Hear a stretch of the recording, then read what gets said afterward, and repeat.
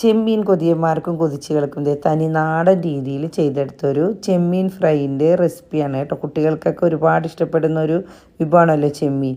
ഈ 2 ചെമ്മീൻ വെച്ച് ചോറും കൂടി കൊടുത്താൽ മതി, കുഞ്ഞുങ്ങൾ വയറ് നിറച്ച് കഴിച്ചോളുവേ. അപ്പോൾ ഇത് തയ്യാറാക്കുന്നതിന് വേണ്ടിയിട്ട് 1/2 കിലോ ചെമ്മീനാണ്. അത് നന്നായിട്ട് കിള്ളിയതിൻ്റെ മേളിലെ നാരൊക്കെ കളഞ്ഞ് കഴുകി വൃത്തിയാക്കി ഒട്ടും വെള്ളമില്ലാതെ എടുക്കാം. ഇനി അതിലേക്ക് നമുക്ക് 3 കഷ്ണം കുടംപുളിയും 1/2 ടീസ്പൂൺ മഞ്ഞൾപ്പൊടിയും 2 ടേബിൾ സ്പൂൺ മുളക് പൊടിയും ആവശ്യത്തിന് ഉപ്പും കുറച്ച് കറിവേപ്പിലയും കൂടി ഇട്ട് കൊടുക്കുക. ചെമ്മീത്തിലേക്ക് ഉപ്പിടുമ്പോഴേ ഇത്തിരി കുറച്ചേ ഇടാവുള്ളൂ കേട്ടോ, കാരണം ചെമ്മീത്തിന് ഓൾറെഡി ഒരു ഉപ്പിൻ്റെ അംശമുള്ളതാണ്.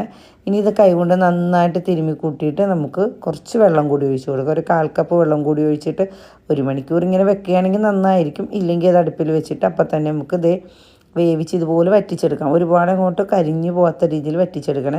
ഇനി തണുത്തതിന് ശേഷം നമുക്ക് പുളി എടുത്ത് മാറ്റുക. എന്നിട്ട് പാനിലേക്ക് വെളിച്ചെണ്ണ ഒഴിച്ചിട്ട് നമ്മൾ വേവിച്ച് വെച്ച് ചെമ്മീനും കൂടി ഇട്ട് കൊടുക്കുക.